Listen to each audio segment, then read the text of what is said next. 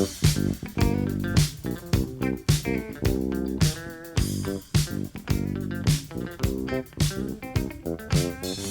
cookies. I love cookies. I love cookies. I love cookies. Welcome to Cookies, the world's most influential basketball podcast. It's an overcast, slightly chilly day here in New York City. Andrew Kuo, how was your big weekend? Huge, man. I was glued to my phone. I bought some ramps. What's up? Tis the season, Ben, for ramps. So, picked up a couple of those. How would you prepare them if you were I? Well, I also picked up some ramps. Oh, motherfucker. How much did you pay? I got them a couple weeks ago because ramps do refrigerate well. Mm-hmm. Oh, a couple of weeks ago. Bro, that's a long time for vegetables. I got them 2 weeks ago. Damn. They're Okay, fine. okay. They're fine for 2 weeks. Like an One onion, key, if people don't know, they're just ramps novices. Like from a Or ramps ramp day ones. one. Yeah, right. Day ones. Ramp You casuals. do not, if you're a ramp casual, you might not know this. Don't wash them until you're just about to use them. Because the ones I got were extremely dirty. There's like leaves and mud. And I'm like, wait, $27. I wish my wife was this dirty. Yeah. At $27 a pound, yeah, you're kind of selling me some leaves here, man. Come on. Yeah. Let's be a little more diligent. But that said, yeah, you want to wash them right before you use them. Otherwise, they get slimy. Interesting, because I've not noticed that, but I usually just wash right before. Psychos buy vegetables and wash them all when they buy them and refrigerate them with like damp towels. That's crazy. I think it's more that the leaves. Yeah, the leaves will get slimy if you wash them and then put them back into the fridge. Anyway, that's what was told to me. my hottest ramp take is they're fine, but the hunt is fun. I'm a caveman. I'm going out to bring home some ramps for my family. But, like, they're okay. When you roast a bunch of scallions or green onions, they're, like, as delicious. They're not as tender. But, like, the ramp flavor is not foreign to anybody. It tastes like an onion. When you say the hunt, you're not actually foraging. You're basically talking about, like, foraging at the market. I'm battling a lot of white people. I gotta say, man, when I was there queued up for ramps, and I saw people walking by like, ooh, ramps, I felt so low. I knew I was part of the problem. What are you gonna do? Look down your nose at all the people also lined up for ramps? Oh, you're cooing about ramps. Me, I just lined up to get them. I didn't say, ooh, ramps. Well, it's like... I'm not excited. I'm just buying them because they're here. I'm obligatorily purchasing these ramps for $27 a pound like a mature adult, not some yuppie. Listen, I'm just enjoying a victory of a sports team. I'm a man with a family, with a job. And if I see a group of people rioting outside of Wells Fargo, I'm all like, bing bong.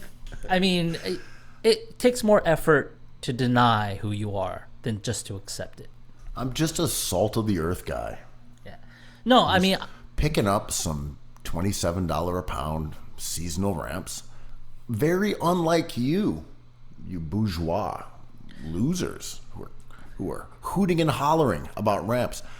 I'm just over here trying to make, a nice Gruyere and ramp omelet for breakfast before I go off to the content mines. Shame kind of changes, right? Like, there used to be like, oh, I'm going to like a topless bar or burlesque show or whatever. It's like, ugh. But now it's like everyone does it. We all have phones with access to everything. But please, like, can I buy these ramps in peace? Like, if you see someone in a trench coat, a top hat, and sunglasses, maybe a short king, maybe on the shoulders of another short king to make a 10-foot ramp purchaser, if you see that person, Do not assume it's not me. Yeah,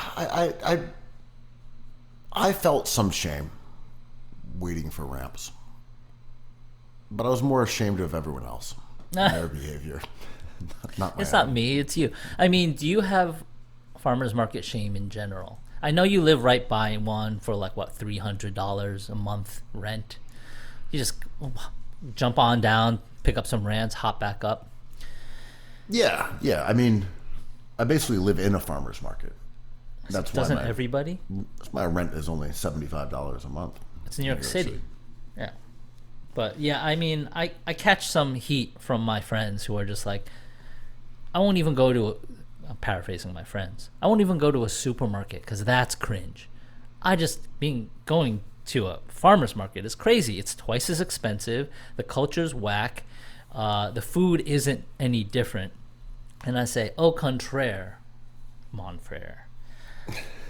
The food is completely different, and it's expensive because a person has had to deal with it with their own hands. When you use like pallets and pallets of vegetables, it's cheaper that way. Well, I've got a solution for all the listeners out there.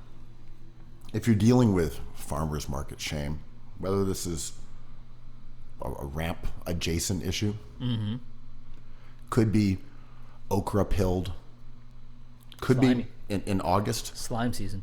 Yeah. In August, could be, heirloom tomato coated. Yo, you're don't dealing- even get me started on peaches. I know, the perfect peach. What I'm saying here is if you're dealing with these kind of shames, what you do is you walk in and you ice grill everybody as you're walking around the farmer's market, and you're going to want to shake your head every now and then as if you can't believe this bullshit that you have to put up to in order to get your peaches. And with those two tactics, scowls and shakes of the head, you will give yourself a moral supremacy over the other people who are all giddy and prancing around. You are grudgingly going to the farmer's market and eating locally sourced small batch produce. So try that tactic.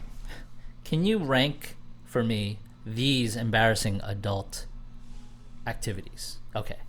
Farmers market, fantasy sports, burlesque shows, or having kids. Having kids is super cringe. Oh, you like to propagate the species?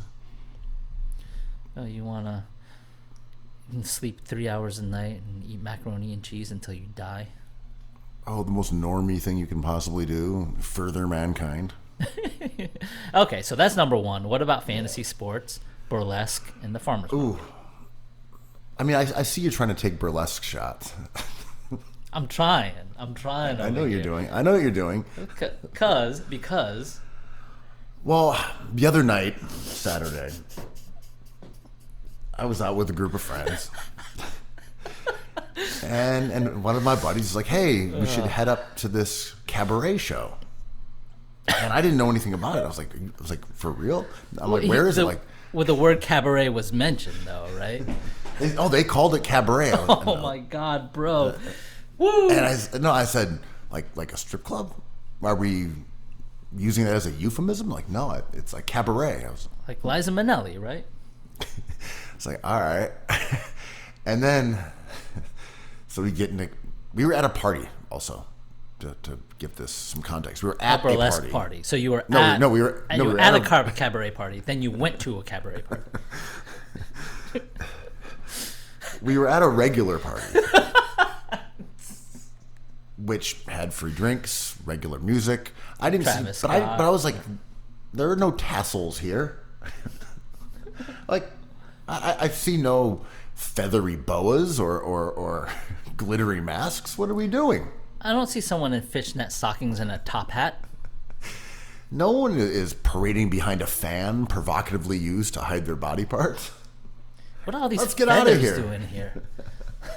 Let's beat it. So anyway, my friend's like, we should go to this thing, and We should go guess. to this cabaret. we should go to this cabaret. I'm like, all right. So we get in the car. Someone, The someone cabaret called car, right? Someone right. called the XL Cabaret Whip. We're in there. I'm like, yeah, 47th and 7th. I'm like, Oh my god! I'm like, what? And we were we were downtown. It's like, wait, what? We're going 50 blocks, 55 blocks to the cabaret in Times Square on a Saturday? It bears noting that this friend that you mentioned is European, right? Yeah. I mean, it's an important detail, right? Yeah, well, I guess. I don't know. It's a big cabaret. city. Is cabaret cracking in Europe? Who can say? No, but like I feel like if you aren't day one New York City originalist, you might be like, oh, this is a huge city. What are we doing at just one party? There's Broadway, there's Katz's Deli, there's Cabaret. Like, we're going to a adult-themed dance thing in Times Square? Do you In the bros year want to get 2000 titillated? in the year 2024 versus Who feels the year like getting titillated? 1999? A count of hands. Anyone up for some titillation? Taxi Cab was a long time ago. All right. So anyway, we get up there, and the event itself was like very produced. It was Tiana Taylor, and she was singing and dancing. There was a bunch of other dancers who were involved, and there was kind of a plot to it. It seemed to be about gumshoes and detectives. So we're in the And- 1920s. There's tassels and Tiana Taylor, Iman Shumpert's ex-wife. Yes. Yes. But yeah, there was a plot, and I kept losing the plot. Because you were just staring at the feather boas. It's like, wow, those tassels are hypnotic. I can't remember who's the villain of this gumshoe saga with like Dick Tracy trench jackets, and then every now and then there'd be like a sapphic scene with two girls in glow-in-the-dark body paint. Is there magic All over involved? each other. Is there like a David Copperfield aspect where at some point someone gets chopped in half? No, that would have been cool. What's interesting, and I think this may be tied to an overall trend, but this may also have just been a one-off, if you will, is that the models and bottles model for bottles is kaput. I remember talking with someone who worked within that industry, and they were saying that even the financial bros or whoever, the tourists, aren't into it anymore. They aren't down for shelling out thousands of dollars for Yeah, a it's table money, yeah. in a nightclub because you aren't able to get either the cool people who promoters used to drag there with promises of free drinks or the modeling industry. And as you know, those were the pillars of extracting cash from tourists and financial Two of the bros. 36 elements of hip hop, for sure. Exactly. Okay, here's the party. Look, there's some attractive women. Look, there's some people that seem cool. They're wearing fedoras and odd hats. So you, who works for Bear Stearns, you are willing to spend several $1,000s to be in this room. And this is the ecosystem. And it just doesn't work anymore. So they're adding things like cabaret or magic shows. Literally magic shows. I've heard about this. They're doing magic shows. This is also the same reason for the piano bar trend, where it's like, have a seat, get a bottle of wine, someone's going to be singing songs at a piano, and it's going to be refined. We're going to try to recreate Bemelmans, but it's going to be at a hotel in Soho. It's crazy. It's like, this is not the nightlife I remember when I was alive. I saw a picture scrolling through my feed. I saw a picture of The Dare DJing at the Standard with Charlie XCX on the mic, and I got PTSD, man. I was like, oh, I just smell like cigarettes, and I have a wad of like $200 in 20s and 10s in my pocket, and the sun's coming up.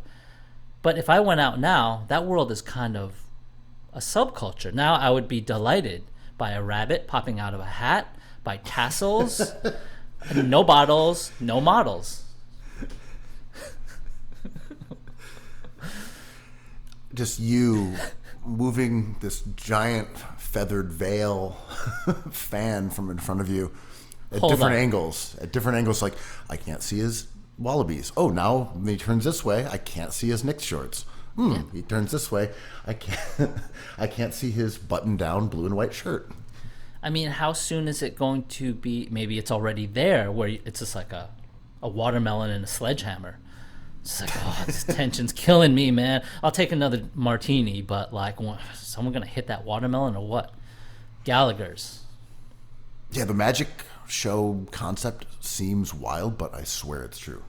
No, I believe it because at some point, like the detail with Models and Bottles, I always remember is that New Yorker story about Vegas, and when the Calvin Harris Rihanna song was hitting.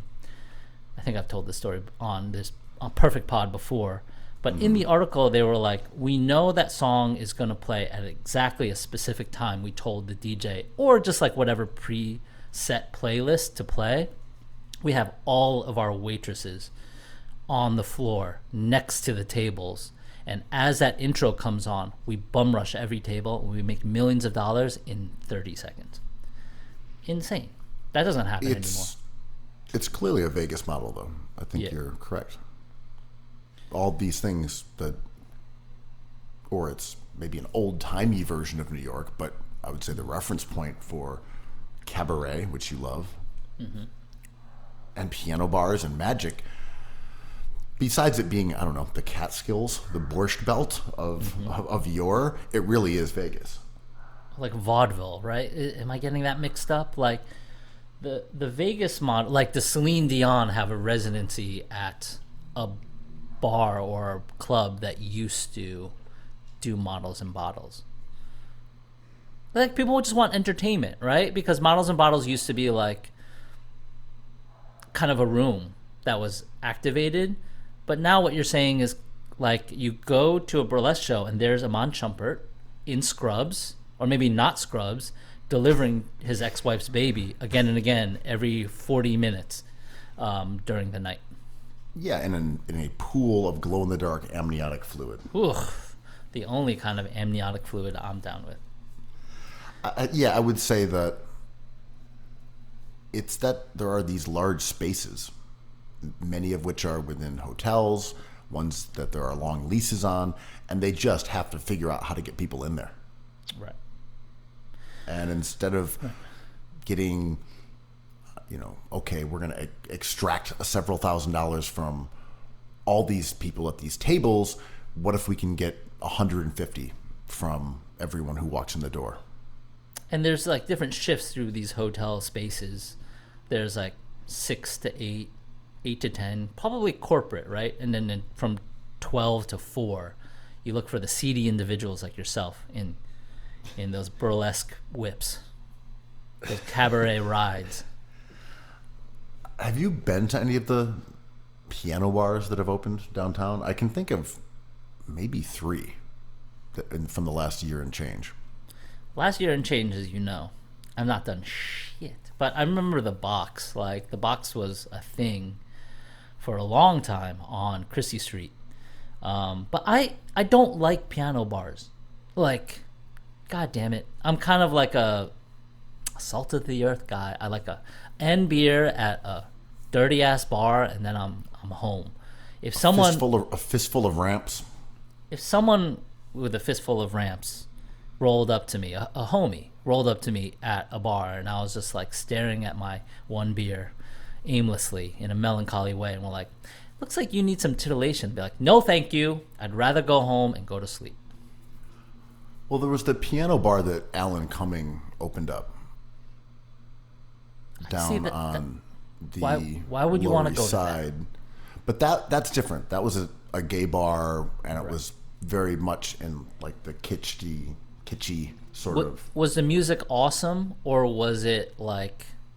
It was performance based, but in that specific way of like theatrical. And I'm not really including that one because that happened a few years back, and that's a very specific cabaret style thing. Right. It's cabaret, but it's just in a bar. Sure. I'm talking about, all right, we're opening a huge hotel. We're going to have a nightclub, we're going to have a roof deck, and then we're having a couple nights where we have pianos and magic. That's Perverted pianos and magic, right? Is there an aspect where there's like tassels? yeah. Actually, now that I think about it, I feel like the one time I went to one of those piano spots, which is not my scene either, I felt like they were kind of doing a little bit like raunchy songs. Maybe there's some curse words involved. That is perverted. Like, I don't like songs like, so if I'm at a bar and like a live band starts, I'm like, well, that's time for me to go. Like, I don't enjoy looking, like, for example, there's a huge Knicks game, right? Last week, playoff game versus your 76ers. And my friend was having an after party for their event. And the TV was on with the game, and I was like, you probably want to turn that off because, like, aren't you going to want to, like, do your speech, like, mingle? Like, people are just going to be glued to this TV.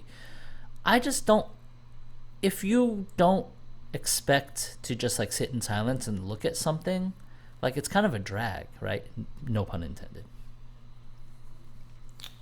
I would say that the power of the television in any room Or piano. but live bands are kind of different because Are they? no, a live band is like you kind of have to watch it. It commands your attention. It's too super loud. annoying. Yeah. A piano, maybe less so. That is, it's acknowledged as background music unless it's a performance. But there's something about the glow of a TV that you see it even happen with little kids. Their eyes just gravitate towards it, and it happens with adults as well. You're in a bar. Myself. I'm talking to you, and there's a TV, and it's an ad for like, with Chet Holmgren and SGA. The Clippers are playing. Like, I don't give a fuck. Singing their songs, and you notice your eyes drifting towards it, and it's actually James Harden going disturbing. off again. Yeah, is he dropping 30? I'll go on about your burlesque show you want to go to. Are we watching a commercial about Jenga with a Ray Shrumman song behind it? Sorry, I totally lost my train of thought. What were you telling me again about Andrew? Hold on, be quiet. I think Chet Holmgren's rapping. I missed what you said about the most important moment of your life because No Flex Zone was on. Did the Andersons get tickets to the game? Hold on. Nah. How'd they get tickets to the game? Oh, so you have cancer. Oh. Right. IBS. Hold on. But they're singing. This is what a pro likes and a pro needs and a pro wants. Yeah. I remember I had an after party once and there was a live band and we rolled in at our time and the live band was ending and the guy, like, it was like a jazz band, and he pulled me aside and he was like, hey, listen, I know you're the next party. Would you like for us to keep going? Like, we're having a great time. Like, we'll just, no, you don't have to pay us. Maybe a couple drinks, And I was like, nah, we kind of have like an iPod here that I'm going to stick in and just press play on. And I didn't say it that way, but I was like, oh no, we have the music set up and this is kind of like a different kind of party. And he was so offended. He was like, you're going to turn down free live music? Like, this is what the world's missing now. And I'm like, I don't know, the Jeezy record just came out. This is a long time ago. The Jeezy record just came out, and like, I think everyone would be excited just to listen to that, and you can just hang out. Why don't I buy you drinks and you just hang out? Do you know about Rap Caviar? Right. Really interested in seeing what they've added to that playlist within the last week, and I think most people here would be excited to find out as well. This was upstairs at Pianos before it turned into Hell Square. And that's when they also used to have Guitar Battle on like a big screen. And I was like, I don't know if you want a bunch of people watching video games, because that seems like the wrong vibe. So yeah, speaking of diversions, the big story right now, other than the awful, tragic, horrible ones, was Drake versus Kendrick. Sixers talk later. Yeah. Drake versus Kendrick. That's when this beef has been apparently, unbeknownst to us, really simmering for a long time. It seemed as if Kendrick really didn't like him. And then It bubbled up a little bit with Kendrick's verse on the Future album, and then was J. Cole made a song and Drake made a song, but it all really came flooding together over the weekend, where songs were coming out in extremely rapid succession. I did not do the math myself, and I didn't even look it up, but it felt like there was 5 new songs over this weekend alone. Kendrick did back-to-back kind of really fast one night. Like he was in the studio packing up, and he was like, oh, might as well drop another one. Yeah, so at this point, maybe they've both done 3, or maybe Kendrick's done 3 and Drake has done 2. I'm not exactly sure the whole count. I've listened to most of them. How invested would you say you are, Andrew, in this particular squabble? Invested in the conversations around it. The specifics of the squabble, not so much. Like I'm not going through lyrics. I'm not clocking all the references. Some of them are really hilarious. But like the thing that I'm not used to, because we're used to like the legendary ones, like Jay-Z versus Nas, Rick Ross versus 50, 50 versus everyone else. Like, I don't remember the discussion of being like, this is almost as lame as burlesque or fantasy sports or ramps. But if you're into it, it's cool. So there was like shame going around. It was a shame spiral, kind of. And I kind of landed on like, I'm pretty interested in this because I like dorks arguing. But like the object itself is not interesting. Like these songs are just whatever. But people trying to grapple with getting older and what rap has turned into is kind of amazing, right? Yeah, it was interesting trying to parse people's agendas. Are you a super fan of Drake? Are you a super fan of Kendrick? What does Kendrick represent on the scale of real rap versus commercial rap? It's a culture war. Drawing, Yeah. that's what I mean, drawing these arbitrary lines. I saw someone saying, Kendrick's going to take on Netanyahu next. Like, do you know what his religious values are? Are you sure you know what a black Israelite's values are? Yeah. You positive? Right. Kendrick is probably okay with Netanyahu. Well, he's probably a Zionist.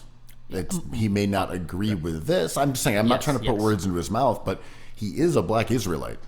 Yes, and that is, people were waiting for Drake to get him on that. And I'm like, are there rules here? Because Kendrick, I thought, stepped over a few lines, which are very delightful, because Drake's not my friend. I am not Drake, so I don't care. But like, trash talking is trash talking. But if Drake wants to, Drake is Jewish himself, right?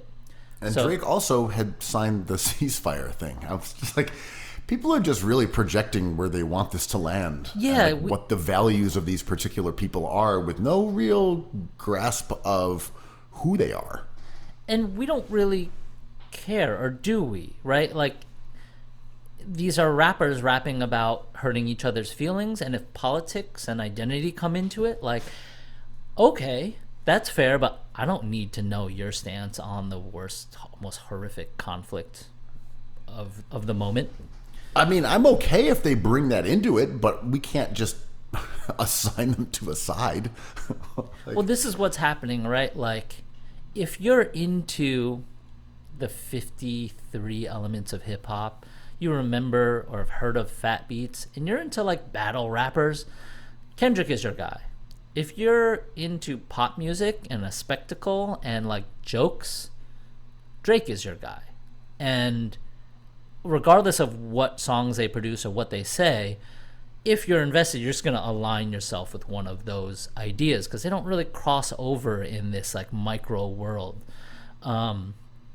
And it just got to an argument of like who won and who lost, and I'm like, they kind of both won. Drake kind of was washed and gets his attention back, and Kendrick is a battle rapper, so he's on his own home court, like the Knicks in Philadelphia. Yes, but no, with Kendrick in some ways, by making an EP about Drake, validated Drake's 100%. fame and importance within rap in a way that ignoring him would not have.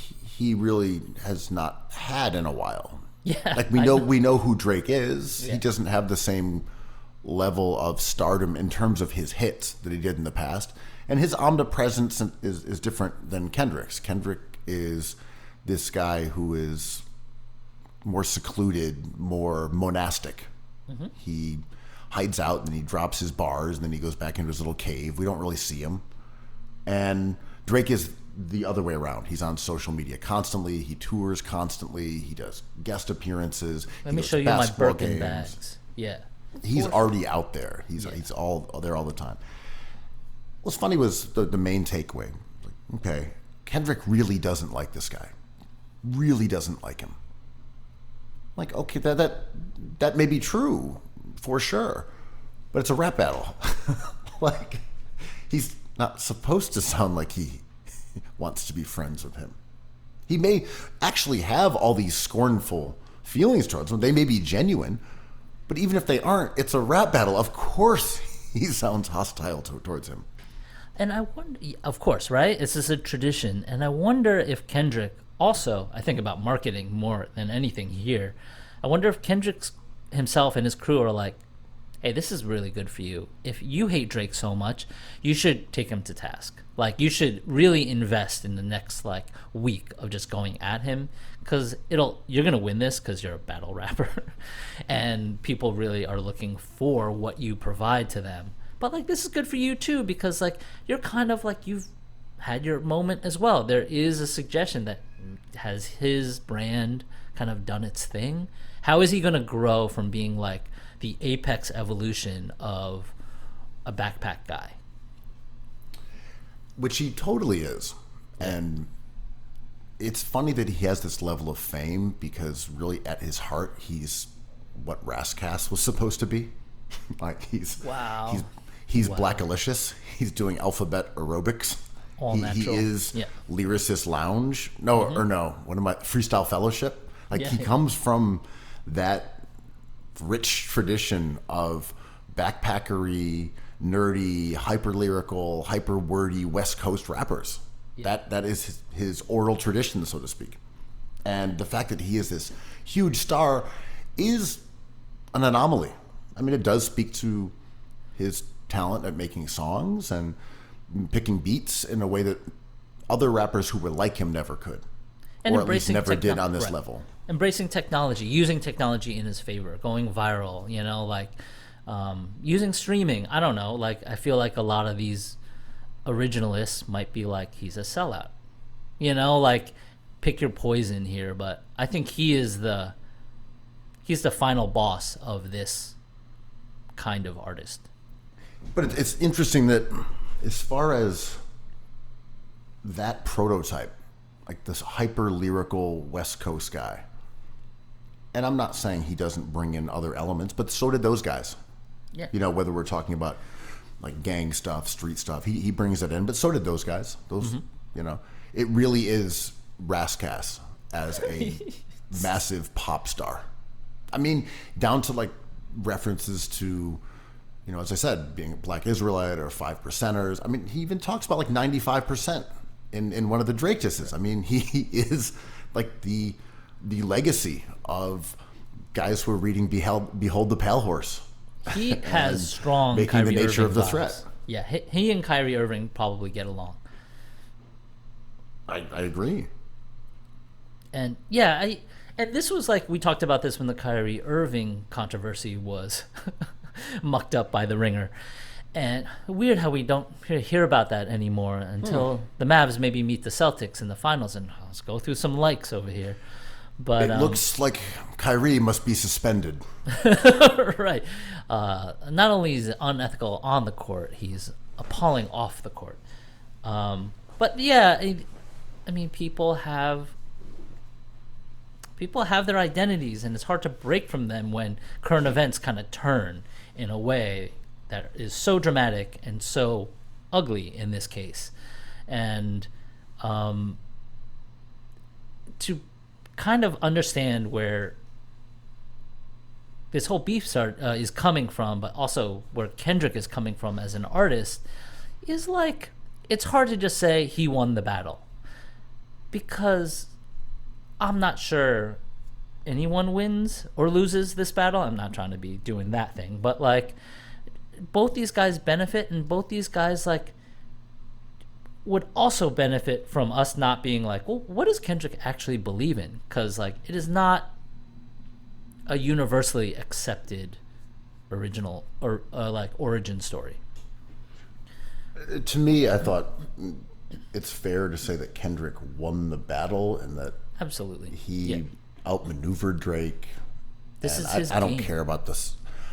I don't care about the stuff about planted information or what like whatever, man. It's a rap battle. I do not give a shit. Drake is, Like- but look, like not to get too weird about it, Kendrick goes after him personally, and Drake toys with him as a celebrity, as a gossip thing. It's But like then Drake also says that Kendrick's wife cheated on him with his friend. Like it got too gossipy in a way that I just don't care about these things. Like you beat your wife. Of course I care about domestic violence. I just mean it was way too gossipy and weird about each other's families. And that one Kendrick song that was just all about that. And it was like, oh, I'm going to rap these things from different perspectives. Your hidden daughter. I'm like, what are you... it's just way too messy. it's so dorky. Like, where does this kind of conflict land in between burlesque and fantasy sports? It's like, I have a fantasy sports draft at 12. I gotta go to a burlesque show tonight, and I gotta write this battle rap about Drake. The funniest part, though, and this is why Drake did lose, was his final salvo. As far as I know, maybe there's more by now. Who can say what these dorks will do? But Go to a burlesque show. well, what was basically saying like bar after bar about like I'm not a pedophile, Oh my god. like over and over, like nah, I'm man, too I don't famous to even be a need pedophile. If there's one thing you know about me, it's that I don't sleep with girls who are underage. Like you tell them. Let me go on the record. No, I got no. Trust me, I got another hot 16. Pause. Yeah.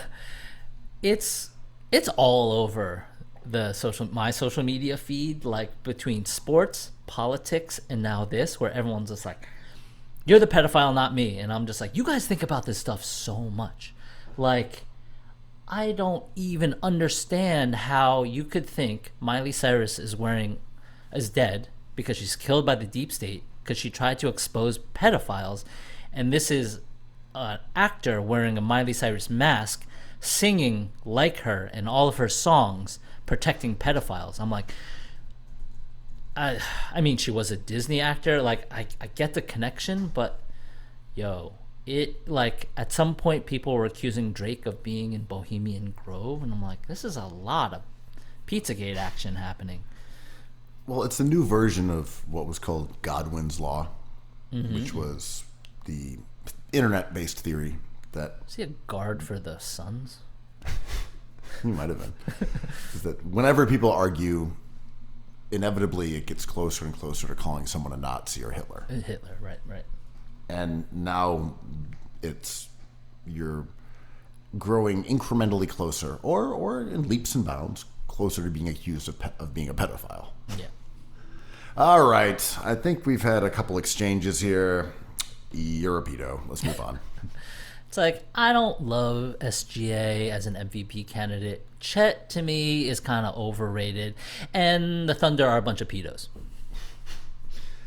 I've heard. I think I've listened to what you've had to say. I do believe, in fact, that Emmanuel Quickly could be paid upwards of $27 million this year. But at the end of the day, I think you're just a pedophile. Yo, IQ's catching strays, man. He's rooting on his teammates, his brothers, and you call him Hitler. That is not okay.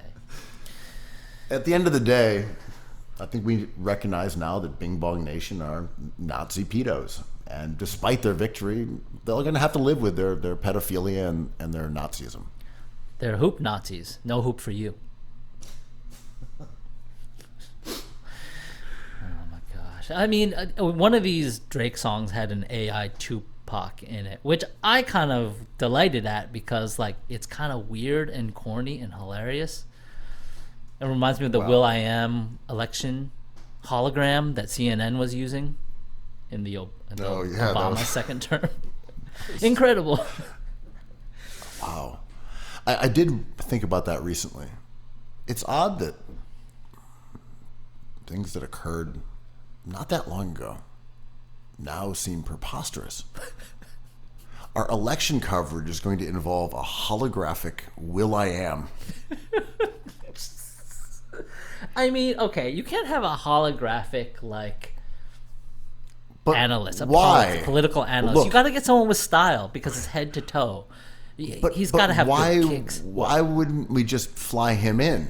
Why does he have to be a hologram? And why Will.i.am? Why don't we get someone else if we're going a hologram? You know why, Look, Ben? You know why? Because the 'Cause you're a real pedophile and you're a Will.i.am Nazi. tried to expose the pedophile, so he's dead. He's no longer alive. But his hologram is alive and well. if you listen to Let's Get Our Word in reverse, Which R bomb are you talking about? Let's redraft the whole thing. Republican. I was thinking about the AI Coachella Tupac performance or the hologram. Remember Coachella had the Tupac hologram kind of doing it.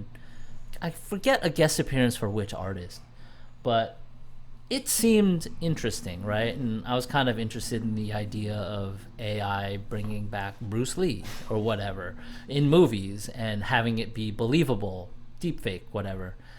We really lost steam with all this in the same way we kind of lost steam with hoverboards. like the Funky Ducks. Ooh, well, the Funky Ducks.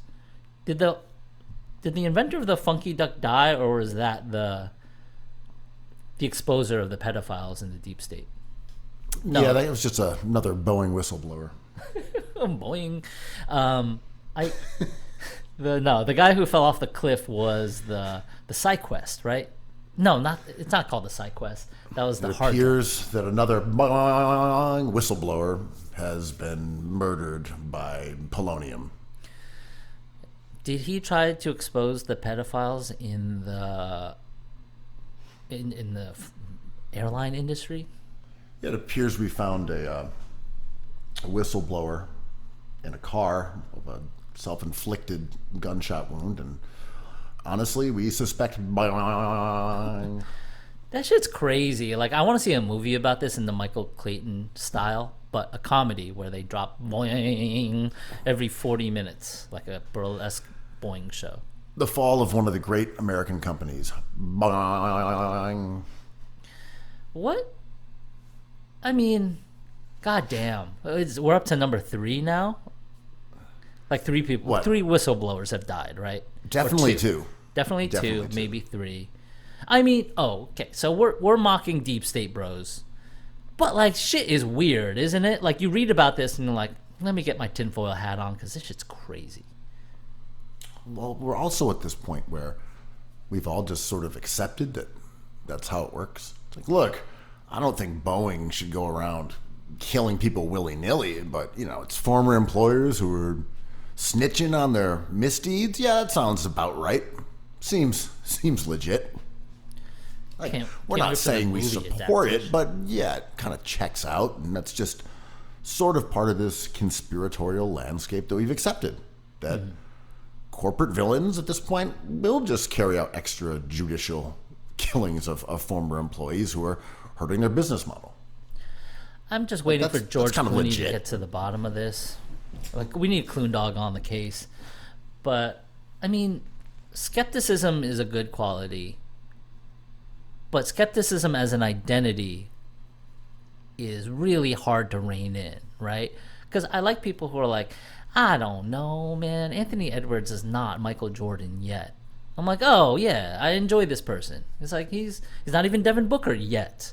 That's cool. But if someone's like, the real Anthony Edwards died, and this is just Michael Jordan in a mask, like that meme, think about it. It was funny, there was a rapper who I'd never heard of who made a song and kind of jumped into the fray, sort of dissing everybody. As you do.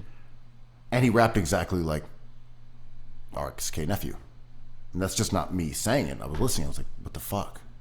It's just doing an RXK Nephew shtick. Was it RXK Nephew? You almost would have thought it was him because it's exactly the kind of thing he would have done. Mm-hmm. And midway through the little clip I heard, the guy says, they say I sound like Neff. Yeah. I was like, oh, my conspiracy brain was correct. But it comes with... And then he said, and so I'm going to diss myself or something like that. Funny. I mean, it comes with precedence, right? Because we have the record industry giving us Milli Vanilli and then giving themselves an award to kind of validate the thing that they created. And when I say they, it's just like a team in a boardroom. Like, it's not the whole industry trying to create Milli Vanilli. But, like, as we say before, it's just like, that's a bunch of pedos. And then it's like, oh, well, actually, Epstein, like, did do this with Trump. Like, so this is where it's coming from. It's like, oh, they drink the blood of children. I'm like, no, they don't. It's like, do you want a placenta pill? I'm like, oh, this is where this comes from, right? And you kind of just like create this fiction, this fan fiction from there that seems really cool because it angers other people.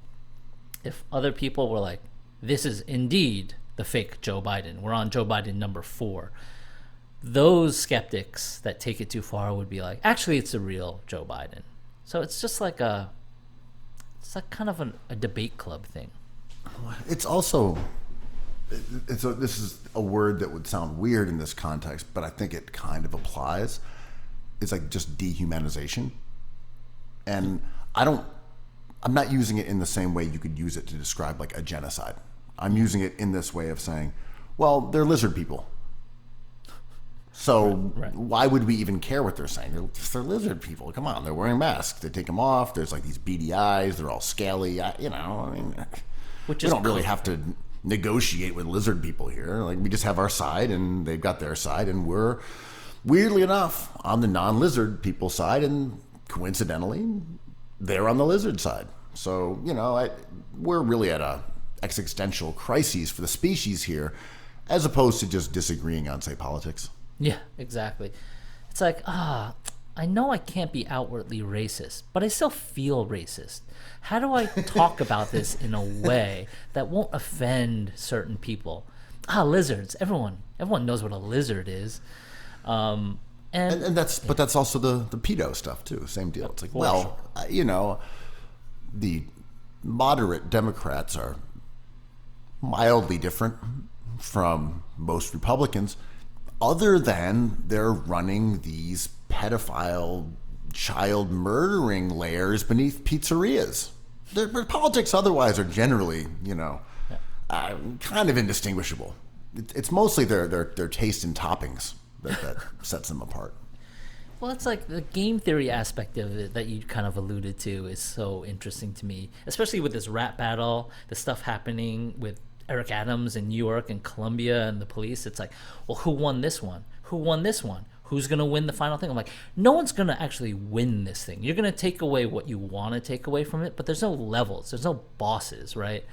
And I feel like with Eric Adams and the police, it's like they showed them, or they really exposed how ignorant they are. I'm like, I don't know. It kind of just is what it is, which is just like a cauldron of fuckery. Well, to me, I think I was thinking about this a few weeks ago in a different context, but that everyone from sort of, centrists, even moderate left, whatever, all the way to right wing has kind of come to the conclusion that... I don't love those terms, though. Those are like teams that kind of get blurry. Oh, well, I'm just talking about the political spectrum from Sure. Let's say, center left onward, like a large swath of the political spectrum, has kind of all decided that the main role of the state is to, maintain order and stomp out people you don't like, whether that's the unwashed January 6th masses, or it's pro-Palestine protesters, or it's BLM, or whoever it is. Homeless people in the subway. Yeah, homeless people, unhoused generally people, speaking. right. Whoever you don't like, the state should kind of like squish them like, smash the heel on them, rub them into a little pile of grease. That's kind of what the state is for, because order is the most sacred thing we have. And that's like a lot of the political spectrum. The enemies may differ, but everyone sort of came to the same conclusion. And I'm not someone who uses like, this is the creep of fascism. I think that's usually really hyperbolic. But seeing that whole part of the political spectrum, like really into like lock her up or Mueller is coming, like this doesn't bode that great. I mean, I think like one of the human aspirations that I love is like safety. I want people to feel safe so they can do stuff that they want to do, right? But it gets convoluted with like how you apply that, how do you enact that safety? And it gets distorted, it gets run through some blenders, it gets a guitar pedal effect thrown to it, and like it gets really muddy to try to figure out the motivations of what people want. And sometimes I think people want to feel safe within their own kind of rules, but politicians want something else, which is like, I don't know, Mayor Adams, I don't think wants safety. He wants to be the mayor, and he knows we kind of want safety, so he thinks this is what we want. This is not what we want, but this is what he kind of devised, and it's like, vote for me again, because I love eating at Zero Bond and like having attention, so I'm gonna do this because it seems like it's what you guys want. I'm like, no, we don't want this, dude. Well, you can excuse anything in the name of safety, right? It's like, all right, Andrew, we're just going to keep you in bubble wrap until you die. But we don't want anything to happen. But I think safety is a good thing. Like, I'm not going to be like, no one should feel safe, But like, we don't have to do that. But like, making stuff efficient is safe. Dealing with like the things that aren't safe are good. Like, I don't think we have talked our way out of those tenets, right? Like, I don't think we want to live in any place that is not safe, which is the whole thing that we're arguing about, like who belongs where, who's allowed to dictate, who's allowed to buy or exist where. Like, this is not safety. We need to figure something out. I'm not one to figure that out, and neither is Mayor Adams. Well, I just mean that anything can sort of be used as a means to safety, no matter what it is. Well, this is my point. If you have a Mayor Adams, law enforcement bent or an authoritarian streak, you could say, well, it's all about safety. We've got to put martial law in effect. We've got to have checkpoints. All these things can at least be used as reasons, or they can be used with safety as a motivation for whatever you want in a restrictive society. Him just staying in power. Money and art, like access. We can't have protesters because of safety. We can't have free press because of safety. I'm saying if you want to go down that slope, you can say anything is for safety, and that's what politicians do.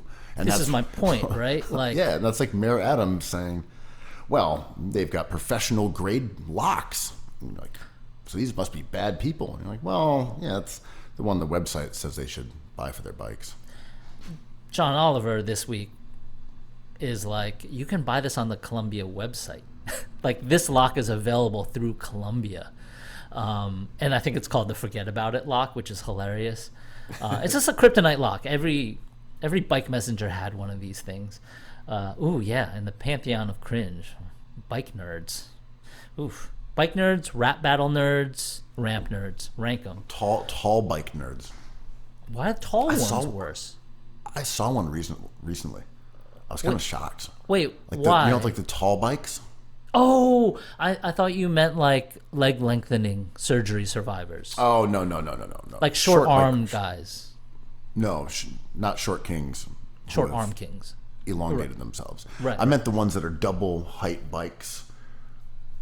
Yeah, those are weird. They're really popular in like the early 2000s, like Bushwick, DIY bike scene. I forgot those existed. It wasn't only in New York, yeah. I just saw one going around Greenpoint in like Hell Square 6. And I was like, wow, it's a tall bike. Forgot about those guys. Yeah, like talking about the final evolution of backpack rappers being Kendrick. Like, those tall bikes were like the final boss of Critical Mass. Remember Critical Mass? It was like a bike parade that went from location to location where it would like glob on with like a Rolling Stone. No, that's the wrong analogy. But it would just like get bigger and bigger as the day went on. There was drinking. People had outlandish bikes, costumes, and it would be like it would disrupt traffic, and it would had a communist kind of socialist bent to it. I'm socialist. Yeah, of course I remember that. I feel like I rode around with it once or twice. No, when my God, it first you were started. in one of those. I just wanted to see what it was about. Oh my God. Okay, Rode well, around, took it, and yeah, it was cut off Dickies. What kind? You were wearing Chuck Taylors.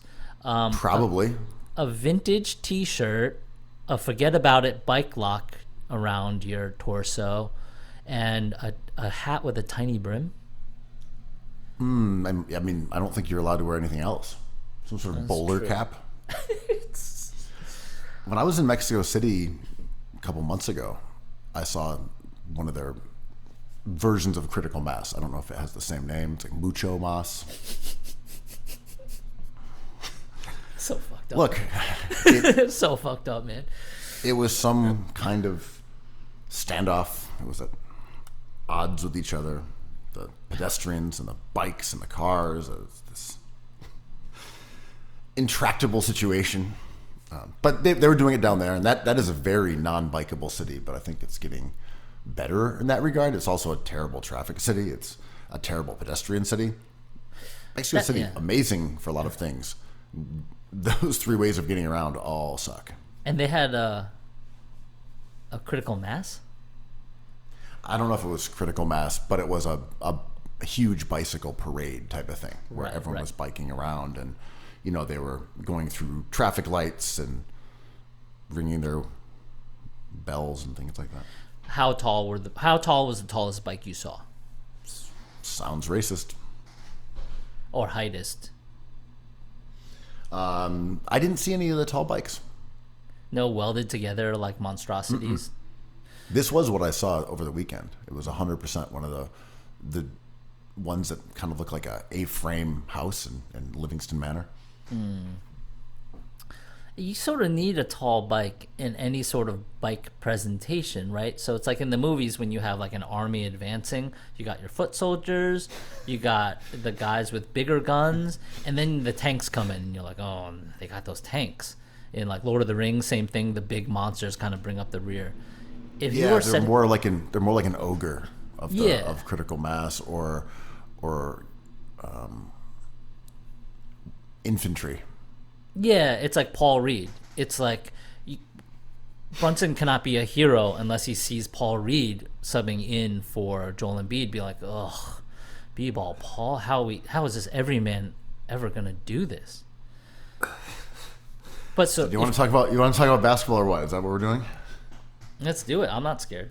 Oh, the Dime Square curse though. Save it for the next perfect pod. Yeah, we'll save that. We'll Okay. save that one. Tune in. For the Dime Square Curse. Yeah. Come for the burlesque talk. Stay for the Dime Square curse. So, first off, congrats to Quo for winning the first Cookie Civil War. That's right. The New York Knicks dispatched the Philadelphia 76ers. I am the winner. For those on the winning side or losing side, there are still some T-shirts commemorating this incredible World War III. It's as if the interns predicted this outcome by turning one into corpses. It's something like that. But yeah, we got some of those around, and we're going to restock the New York Goonies in larger sizes. We'll figure out the exact date when that's going to happen, but we'll put them up for sale today because Eat they're those currently ramps out of that your stock. heart's still light because we have those big boy sizes. Oh, the body positive sizes for all you ramp dorks. Yeah, for larger kings, large lads, we're going to put the sizes up today. So, yeah, if you're into it, there they are. Mm-hmm. Anyway, so honestly, one of the most fun series I can remember. I wish it went 7 games. Same. Obviously, as a Sixers fan, that would have meant they weren't eliminated in Game 6, so that's part of my motivation. But I really would have liked to see it go 7 and become even more excruciating, turn the screws even tighter. But nonetheless, for a 6-game series, it was wildly entertaining. Incredible. And I stick to my take this whole time. As a Knicks fan, that was extremely awesome and emotional and cool because I believe we were kind of underdogs here. The Sixers are good. I think the point differential in the entire series was 1 point. Like, if there was 3 more seconds on the clock in Game 6, like, I don't know what would happen. And I think the Knicks would win Game 7. But, like, I know some Knicks fans got on me for saying this, but, like, I'm really happy because the Sixers are really good. If and when I think they're going to beat the Pacers, I will not have the same feeling because that was the reigning MVP that the Knicks dispatched of. It's no small task. Yeah, I agree with that. And you know, there were too many injuries on both sides to do the, well, if Embiid was hurt, well, if the Knicks had Randall or Melton, Covington, Bogdanovich doesn't get hurt. Right. You know, those Mitch doesn't get hurt. There was a lot of moving parts when it comes to injuries. That's how it works in the playoffs. All in all, it's like tit for tat. Like, there was a traveling call that wasn't called. There was a foul that wasn't called. Brunson got pulled or jumped into Batum. Kind of all evened out. I think the better team did not win, but that's why Vegas is rich. Like, the Knicks could have lost it. I wouldn't have been surprised at all. And the Knicks barely won a couple of those games. There were coin flips for real. And I'm like, I'm happy with the result, but I don't think they're the better team. I don't know. It's hard to say. I think they didn't play better. At full strength, everybody's healthy on either team. Yeah. I think the Knicks might be. They played better than the Sixers. But yeah, with that series, I thought the most obvious part was that the Knicks non-stars are a lot better than the Sixers non-stars. And sadly, that includes Tobias Harris, who obviously had a devil of a series. Yowza. Ending with a 0-point effort in Game 6 on 0-for-2 shooting with, I think, 4 boards and 2 assists 29 minutes. Something like that. Yeah. No blocks, no steals, no threes, no foul shots. And they were playing away from him. I gotta stick up for him a little bit here. Like, that wasn't part of the game plan to feed Tobias. And we know Tobias isn't the perfect player. He's half good, half bad, Agent Zero for a reason. He's been this. Like, he'll give you good games and he'll give you bad games. I don't know, man. Like, to get on Tobias Harris now after half a decade, it's like kind of like shoveling dirt on him. I agree. And I thought in Game 6, he was trying to play like a glue guy. Yep. Like a role player that he isn't and has never been good at. And I don't blame him for his failures at accomplishing that. The fact that he didn't score doesn't really bother me. He was clearly trying to rebound and defend. He wasn't part of the offense because the offense was going through Embiid and Maxey. Mm-hmm. And as you just said, there was no point in that game where I felt, whoa, where's Tobias? Right. Let's get Tobias some touches. Let's run the O through Tobias. Right. And I know that as a star player, whatever his contract is, there's an expectation that you're supposed to inflict your will upon the game. You're supposed to get the ball and go show that you want to be that man, that you want the ball and you want to lead your team to victory. I was totally fine with him not saying, this is my fate. It's Tobias time. Yeah. I'm the $40 million man. I need to determine whether we advance or not. And saying, you know what, this is on Maxey. This is on Joe. Yeah. You guys take us there. I'm going to try to defend. I'm going to try to rebound. I'm going to get the ball. I'm going to give it to you. I'm going to get out of the way. If you pass it to me, I might check it up. But you guys don't really pass that much anyhow. Right. And I don't really like to take threes. So It is what it is. I found him, blameless is not the right word, but I found him kind of unselfish and almost sympathetic in a way, because he isn't a great defender. He isn't a great rebounder. He can't just be a passer or a facilitator. He kind of tried to be what the team needed, even if he wasn't good at it. And I don't think he really helped them very much in those vicinities. But that's also not who he is. So I don't know. I find him a little bit tragic.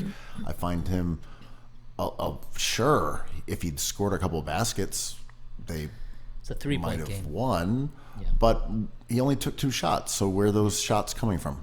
Did we want Tobias to do what he did against the Hawks a couple years ago and go 6 of 24? I certainly didn't. Yeah. And the idea of gravity is kind of complicated here because I think Tibbs and the Knicks realized that Tobias wasn't going to end possessions, and they were focusing on Maxey and Joel, who were still doing their thing.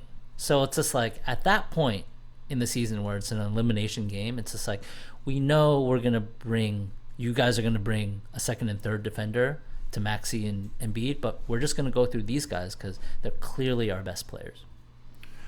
I thought the Knicks' defensive plan was okay. They focused all the attention on, as you said, on Joe and Maxey, when in game 5, Maxey dropped 40-some points. They defended him differently. Game 6, they double-teamed him as soon as they set that screen. They'd run Joe up top. They double-teamed Maxey. I don't blame him for not getting it going. They were double-teaming him. That's how it works. Sometimes triple. And then they would rotate the help over to Embiid, and they would pretty much leave guys like Oubre and Tobias Harris open because they're reluctant shooters. So by the time the ball rotated back over there, the Knicks could recover. It was a smart defensive strategy. And then Sixers only really solved it when they brought Buddy Hield off the bench because he is willing to shoot. Yeah. And, Batum a Lowry little doesn't bit. like to shoot either. Batum, same deal. I mean, Philly was able to actually score quite well that game. Yeah. Overall, I think that was the highest scoring game of the series because they had some shooting. And the Knicks overextended to guard Maxey to take him out of the game. So I was kind of with Nick Nurse when they asked him, are there any keys to this game? It's like, well, nothing is the key, man. Yeah, exactly. Just No, like, yes, he's There's no, right. there's no keys here. Except for whatever. feet. Like, Yeah.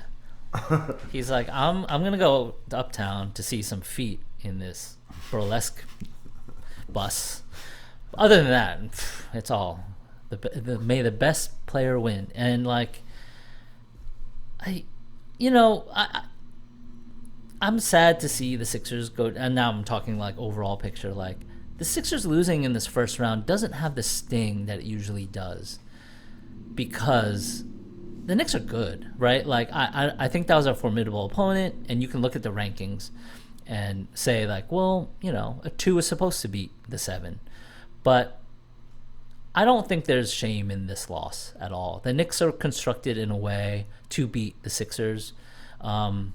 Knicks made Wells Fargo their home court. What was up with them buying those tickets like we called last week? And it's still not making a difference because when you get a bunch of people in there as like paid actors, kind of, like there's this weird energy in the room, and all the camera sightlines were still filled with Knicks jerseys. I mean, I actually thought that was a reasonable gesture. And It's a good one. Yeah. I'm saying we know why they did it, of course. It was the optics of Knicks fans running rampant in there, but that's going to happen anyway. It's Knicks fans are close by. They're a popular team. I think if the Knicks are playing virtually anybody, there's going to be a good amount of Knicks fans there. But the proximity of Philly, the ability to buy tickets online, which was what they were trying to scuttle with that move, inevitable. And also, after Knicks fans went viral in Game 5, they Motivated them. I'm sorry, Game 4, they also knew that if we win in Philly, we're just going to meet up and do something viral here. And we don't need that many. A couple hundred, that's easy. Oh, of course, God. there's a couple hundred Knicks fans 60. there. That's what I mean. You can find 10 Knicks fans and go viral. But, Two there's chats. there's probably a couple thousand there, if not more, of course. And this spurred. but, yeah. I kind of wanted to ask you. This spurred like in hockey, the Knicks, I mean, the Rangers are playing the Hurricanes, and the Hurricanes are now asking for your billing zip code, and only people in that area of those states are allowed to buy those tickets because they don't want the same situation in that the Sixers endured. Is that the right way to solve this problem, and is that legal? Well, I guess, yeah, the legality, I don't know. I guess. I mean, it's like, I refuse to make you this cake because of who you are, right? This went to the Supreme Court. Is it not similar to that? Being like, I have an event, but you and you are not allowed to come. I'm like, this is the Wing. This is how the Wing got in trouble, right? I'm trying to think this through, because you could argue that sports fandom is a belief. So you're excluding me from my beliefs. 100%. I was raised a Knicks fan. Is that offensive to you? Or maybe it's like no shoes, no shirt, no RJ Barrett jersey, no Wallabies, no service. That's what I mean. Yeah. But I think the likely argument would probably fall under like the local blackout idea. Okay, this is the broadcast. This is who we're selling tickets to. It's kind of the reverse of it. But this idea that this is taxpayer funded, this arena, this is regional. We have to give our fans the opportunity to get these tickets because it's too hard otherwise. And we know why they're doing it, because they don't want Bing Bong Nation cavorting around in their arena. But you can at least present it as saying, yeah, it's not because it's a bad look. No. It's that our fans are just getting outbid. Our fans aren't fast enough on the internet. We have slow dial-up. We just can't get them on SeatGeek. So we got to make sure our fans, the guys who love our team, have a chance to go to this game. But also, though, and my other point here would be, we're talking about the secondary market. As far as I know, the team isn't seeing any of that. So what do they care? If they say, well, you want to sell your tickets to someone who lives in whatever, let's say the Charlotte region, and you want Knicks fans to come down and buy that ticket, and they're willing to pay double, so what? Doesn't matter to us. Right. What do we care? We want our fans there. We don't want Knicks fans in the building. We don't care that you can make another $100 on this or another $500. It doesn't matter to us. It's our stadium. Sure. Yeah, I mean, and preventing somebody from reselling tickets is a thing that Ticketmaster has been trying to deal with for, seems like 3 generations. And with technology now, the whole appeal of using something like StubHub or SeatGeek is like the industry of selling tickets. Let's say you buy season tickets knowing that you only want to go to certain games. And then like supplementing, I mean, this is like landlord stuff, right? If you have the lease for these seats and you only want to use it a few times, you could just sublease it to someone else to pay for your thing. So you're making money off of going to a few games. And there's a lot of legislation trying to prevent that right now in real estate. And I don't know when it's going to creep into the conversation of occupying space in an arena. But to me, when I heard that the Hurricanes weren't allowing certain people to buy these tickets, I was like, we're never going to get to the bottom of this. Like, even Supreme Court rulings are not going to solve this kind of issue, because we know where the Hurricanes are coming from, and we know where Rangers fans are coming from. Literally the sin bin. So like, I don't know. But the optic and the story of the Sixers taking over Wells Fargo is like kind of off balance, right? Like, so the sight lines of the TV cameras and just like 40 bros getting together to chant and say awful stuff in front of a camera that goes viral a few million times. Like, the Knicks did not take over Wells Fargo, but the story of it is like delightful. Yeah, when you saw the crowd of people like putting, I don't know, like an Alexei Shved jersey on. He was good, man. On the little Julius Erving statue. I was like, how many people are doing that? And I see like 50. Yeah.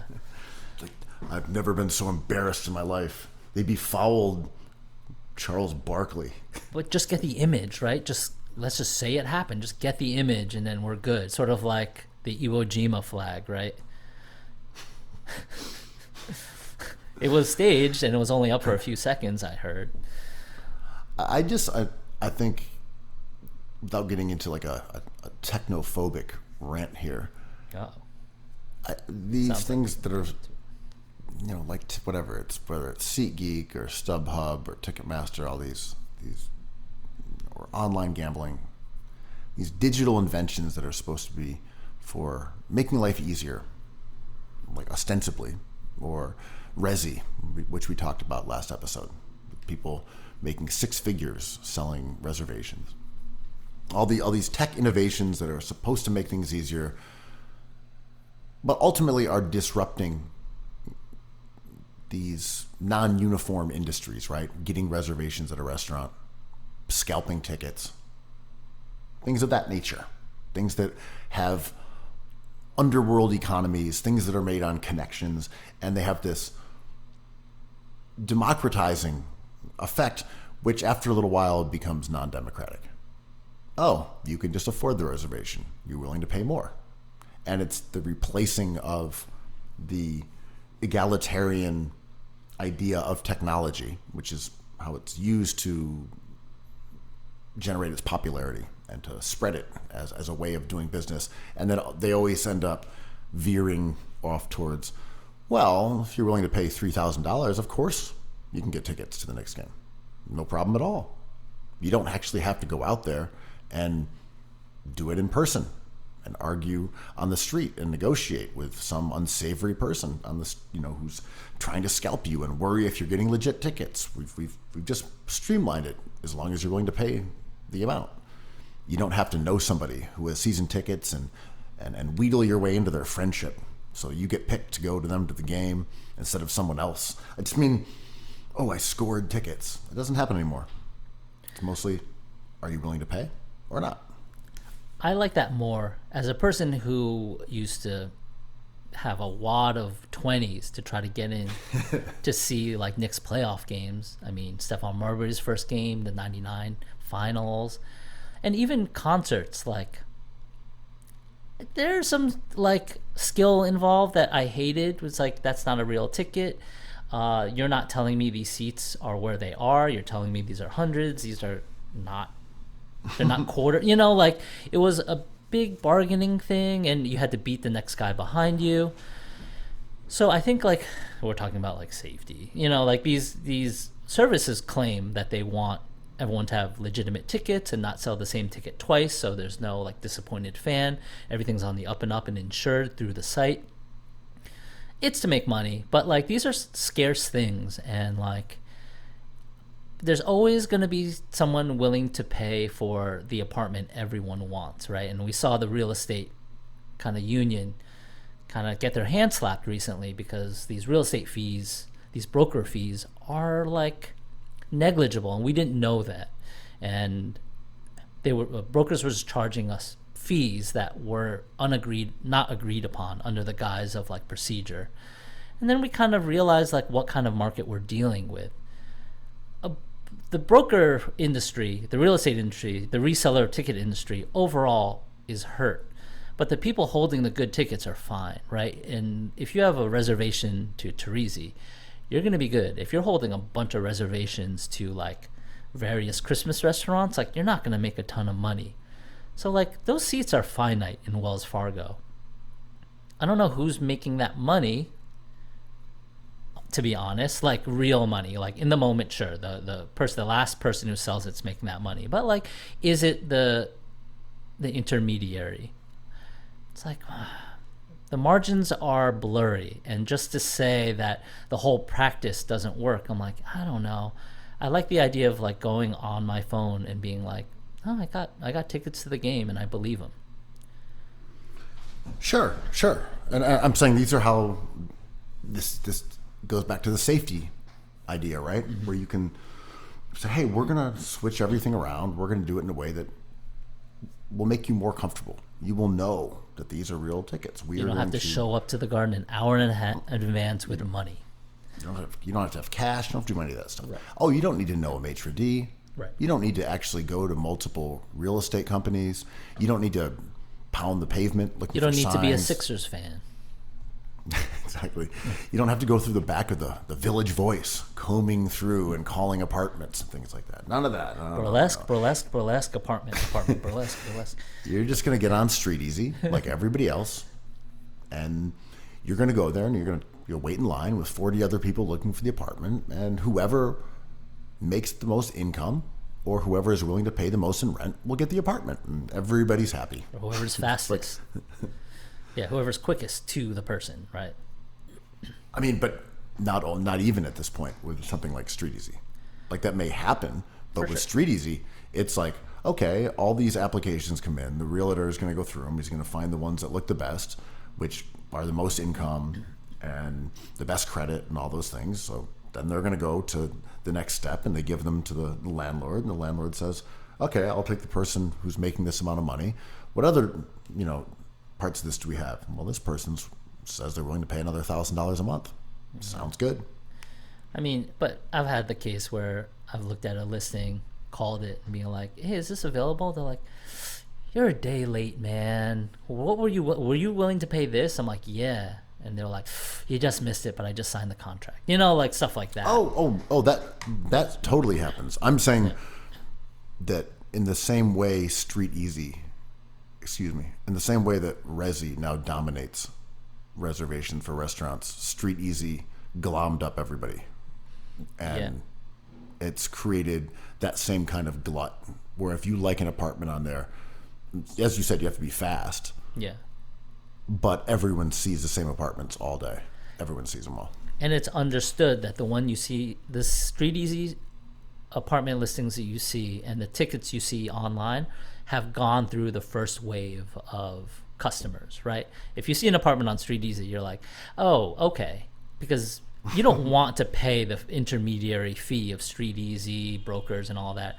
If you're holding a place, you ask around. It's like, does anyone want these tickets? I don't want to pay these fees. I just want to give you my tickets for like the cost of it. Because me paying people to do this for me every step of the way cuts into my profit.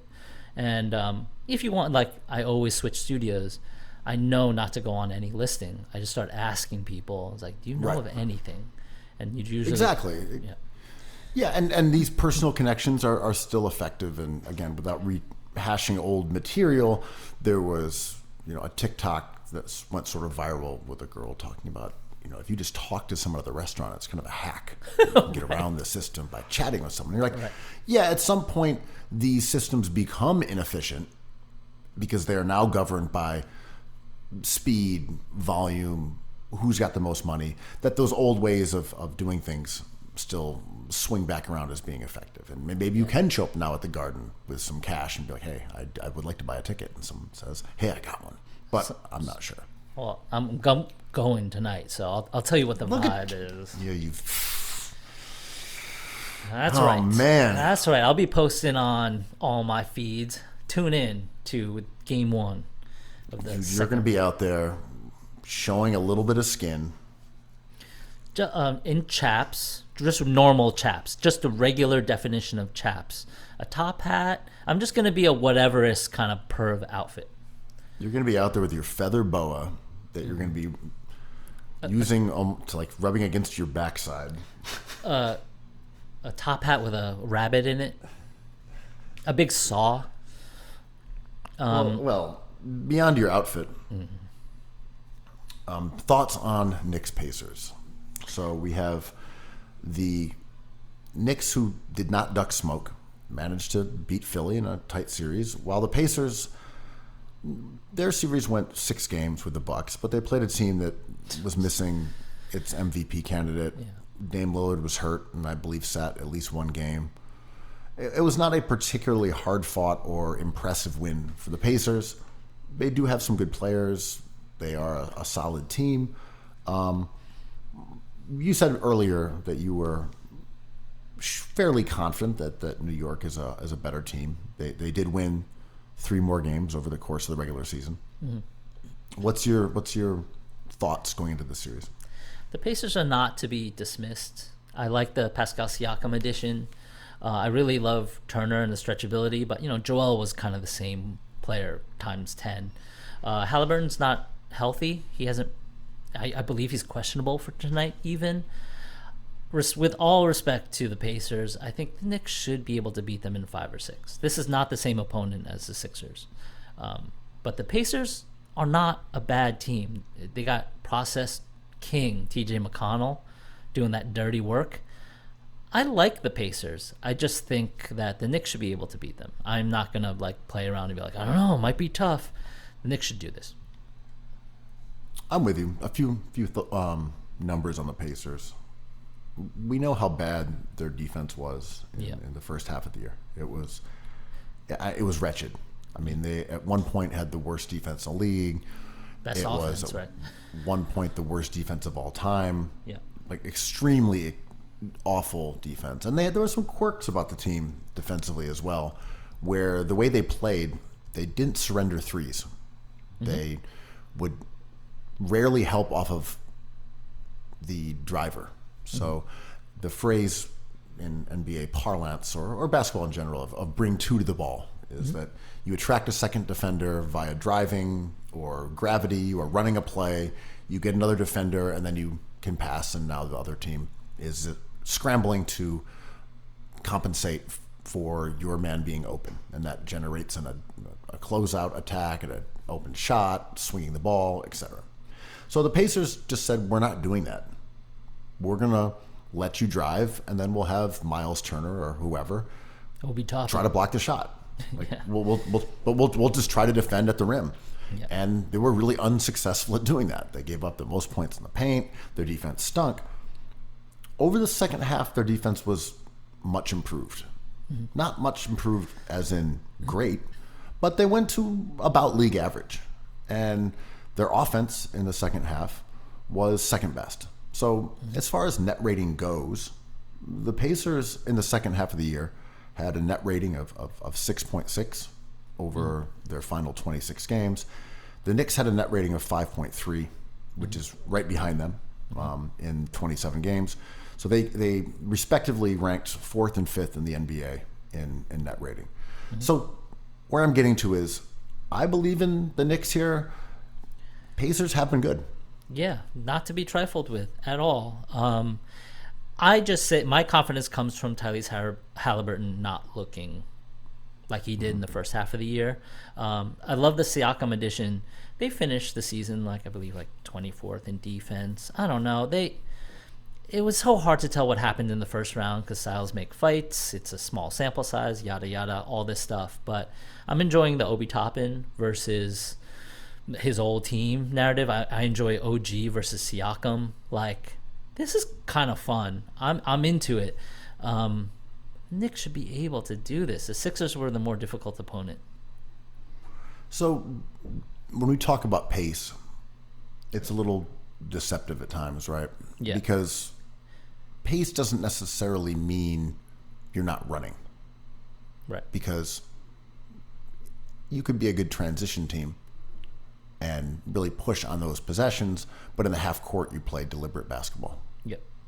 Just so to speak, it doesn't necessarily reflect what you're good at, but more of just how many possessions are taking place, and those could happen for different reasons. Right.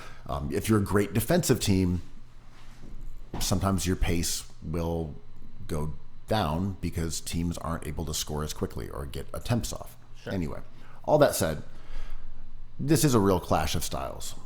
The Knicks had a pace of 95, 96 this season, slowest in the NBA. Mm-hmm. And the Pacers were second fastest, and that's at 102.2. Mm-hmm. That was second to only the Washington Wizards. So I think that's an interesting dynamic, that one team does play very methodical. One team really gets the ball up and down the court and takes very quick shots, uses made baskets as a way to generate transition opportunities. Mm-hmm. And most teams don't even attempt to do that. The Pacers have kind of made that their bag, mm-hmm. that if you score a layup, they're inbounding the ball and going the other direction, mm-hmm. and trying to use those high wings that don't help out, now quickly turning into offensive players. So I think there's a stylistic difference, especially between their last opponent and their new one.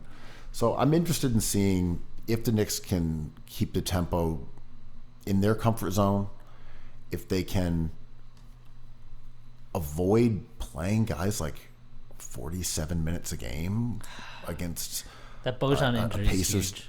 a Pacers team that really does run and is tiring. All this talk about, well, the Knicks are built for playing 45 minutes. I'm like, well, we'll see. Well, to be fair, I mean, in the playoffs, styles make fights, small sample. The Pacers are like not, their pace is not that high. They're number 9 after the Lakers, Pelicans, Thunder, Cavaliers, Magic, Nuggets, Suns, Timberwolves, and the Knicks are behind them, second to last before the Sixers. But that was the style of the series, right? I don't think the Knicks, and to your point, pace is deceptive. It's not necessarily just like holding the rock and pounding it. But like, they're undersized at the 4. When Hart does get his offensive rebounds, he kind of affects that stat. Like, they kind of set up their offense in strange ways with their tip outs, and they're not a slow team by any means, but they know their guy is kind of a plodding guard who likes to isolate the matchup he wants and then goes at it. Other than that, like, they're a rotating kind of, they're at the best when they're rotating a lot. I really like Nembhard and Naismith, kind of. And they're big. Matherin's kind of big too. So like, I am not dismissing the Pacers at all. I'd rather see the Magic, or I don't know, any other of those. I'd rather the Cavs too. But like, the Pacers might give them trouble, but I don't know. Transitive theory bias here. The Sixers, I thought, were the test. Well, I was going to say, I thought the Knicks pushed the ball really successfully against Philly, but that's also a product of Philly's personnel. They know Embiid is slow and hobbled, and getting him to run back and forth as much as possible was a good strategy. Yep. But I'm with you. I think the Knicks play methodically in the half court because of Brunson's style. Yeah. And I don't think they are necessarily a slow team. I think they run quite well, especially, with the ability of like someone like Josh Hart to like grab and go, as they call it. He's ridiculously good at doing that. Yeah, they always got those guys. Like, Quickly was also good at that. Dante DiVincenzo, Slam Gennaro, also kind of good at that. But like when it hits the desired destination, which is Brunson's hands, like, he kind of enjoys sizing up his defense, and I don't know, it works for them. This is the style of the playoffs. I don't really believe in the game slowing down necessarily for the playoffs, but there's some truth to that. So I think it's just that it's better defenses. Yeah, true. And true. Late in games, sure, maybe there's more caution. Yeah. Teams are less likely to turn the ball over willy-nilly. So I think there's a bit of evidence that pace does go down in the playoffs, but it's not necessarily because you have to win in the half court as much as possessions are just longer. There's more deliberation. But yeah, overall, just as far as a transition team, Knicks this season were middle of the pack in terms of points per possession. Yeah. But you got to take their later. Things like that. You got to do post RJ Barrett stuff. I mean, this is true too. I'm just using cleaning glass. You can't even break it down like that. Yeah. But yeah, I mean, maybe you can actually. Oh yeah, I'm just do like the second half of the season, but I just, there's not much to take away from this series. Before we go into it, they are what they are. I think the story for me is the health of Halliburton and the stretchability of Turner. Those two things will swing games and possessions. I would agree with that. I think Halliburton just hasn't been that good. No, something's wrong. He's still hurt. And this is his story. He is a hurt player. Because I kind of want to... He just hasn't been able to shoot, and I don't really want to roast Halliburton. But yeah, it's funny he's because... a villain now. Well, sure. I just mean, he went to the All-Star game and it was supposed to be his coming out party because it was in Indianapolis, and he ended up just being sort of a cloying, obnoxious, dorky figure. And then Kendrick Lamar fan, got, I bet. And then he got hurt Yeah. and shot really poorly. So his image is really tumbled from that first month or two of the season where he was a legitimate MVP candidate to being now this sort of dorky guy who forgot how to shoot and is mystified by it, who then complains about like gamblers in his DMs. Yeah. He is he is set up nicely to be a villain for the Knicks. Yeah, exactly. I mean, if Trae Young, kind of the most lovable dude, becomes a villain, then Halliburton's right there, and he's going to wear some wacky looks. I'm excited for that. But I kind of wanted to briefly mention the Jimmy Butler trash talk. You know, he was at a party. He, not drunk, totally just talking shit into the camera, being like, if I was healthy, I would have beat the Celtics. I would have definitely beat the Knicks. Josh Hart, get the fuck out of here, right? And then I started thinking about like how that was meant to come off as menacing, but it's just kind of sad. Not like sad for me because I love Jimmy Butler, but he's not the same dude anymore. He's hurt and older, and time is undefeated and all that stuff. So like I wanted him to be right, and he might be right, to be honest. But he's just not healthy anymore, and all this chatter about what you're going to pay OG and Halliburton, I'm like, at some point, like, injuries are a part of a player's story, and that's the least interesting part. But like OG's always hurt. Jimmy Butler will never be whole again because he's too many miles, especially with Tibbs, on his feet. And Halliburton looks like injuries are just more his story than not. Yeah, this series, I think if Halliburton gets back to his shooting form from earlier in the season, they could be very competitive. I do like their guards quite a bit. I like Miles Turner. He's a good player. Yeah, me too. I think Siakam hasn't quite meshed in some ways. He never does, man. The Only way with the team Kawhi. plays. Yeah. But he is a good player as well, and he had a couple of great games against Milwaukee. There are times when I'll see them on the break, and he just misses people. Yeah, man. This doesn't mean he's not excellent. Again, he played really well that series, and especially early on. But I'm like, ooh, one more pass, he had a layup. There's a lob. I'm like, you're just not seeing it. And those are passes that we're accustomed to Halliburton making because they ran the classic, quote unquote heliocentric model. Sure. With him just spraying passes around the court. And Siakam isn't a guy who can necessarily do that. You can run an offense through him like you did in Toronto, and he can pass, but it's a different caliber of passing. Yeah, his strength is his size and his quickness, but this is why Masai dealt him, among many reasons. But like he is not, I don't think like whatever.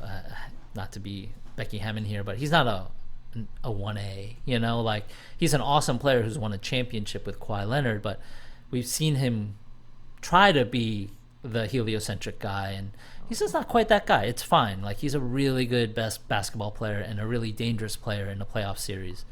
But I'm not worried about him. I'm worried about their point guard and their center. Well, the thing with Siakam, and overall, I guess he did not play as well as I thought against Milwaukee because I didn't really pay attention the last couple games of that series. I knew he had a huge game early on. Yeah. His postseason shooting woes kind of continued. Yeah. He only shot 27 from three.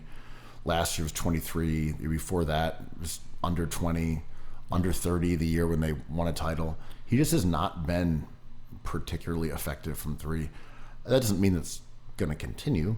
We know he is a better three-point shooter than that overall, but not that much better.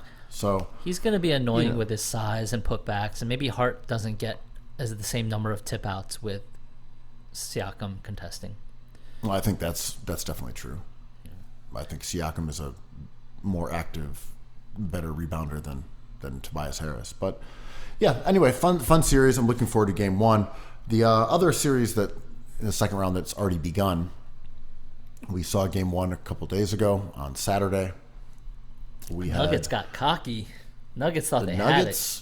Nuggets went out there trying to try to do their Nuggets thing where they slop around all game and then say, all right, you jokers. Yep. We'll come back. We've got this. We're better than you. Let's just crush your hopes and dreams, and with 3 minutes left to win by 8, and voila. Rudy Gobert. Wolves. Yeah. The T-Wolves did not allow it. And they held Jokic in check in a way that very few people have done, including them. I mean, they were designed with the Rudy Gobert addition to play Jokic, right? These two twin towers were designed just to make life difficult for him. Kind of like a finesse big man. I mean, Jokic, I'm not knocking Jokic after one game. I think he's going to win this series. Wow. Wow, Mr. Gobert has logged on. I've always loved Rudy. I love COVID. I love the French. You know, my two favorite things. But I don't know. The size is always an issue. But I don't think any team can play the Timberwolves and be comfortable with those two guys. We've said this all year about the Timberwolves, that they are legit. I don't think you can fake defense that's that good. Mm-hmm. And the biggest question was whether they have that basketball genius, whether they have that true star that can lead them on a deep playoff run, because just being a good defensive team isn't enough. You really need that one guy who, on a lot of occasions, will be the best player in the court. Just tough to go a long way in the playoffs without having that. It's not a necessity, but it's extremely helpful that on any given game you can say, we got the best guy out here. I mean, and are you baiting? Anthony Edwards, yeah, I'm saying, is not a top 5 player in the league. Nope. I don't think he's a top 10 player in the league.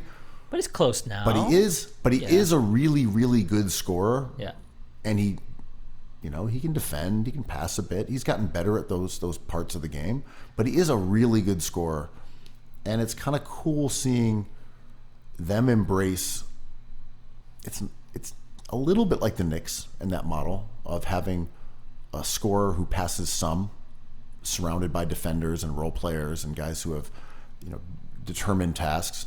But it reminds me also a lot of sort of Derrick Rose in Chicago or Allen Iverson in Philadelphia, where you say, hey, we've got a guy who's just going to kind of handle the scoring. Yeah. I mean, again, Brunson's not a terrible comparison here. Yeah. You got a guy who's going to handle the scoring, and everyone else just sort of chips in. Defends, rebounds, hits some threes, does whatever. And if our guy goes off, then we're going to be in good shape.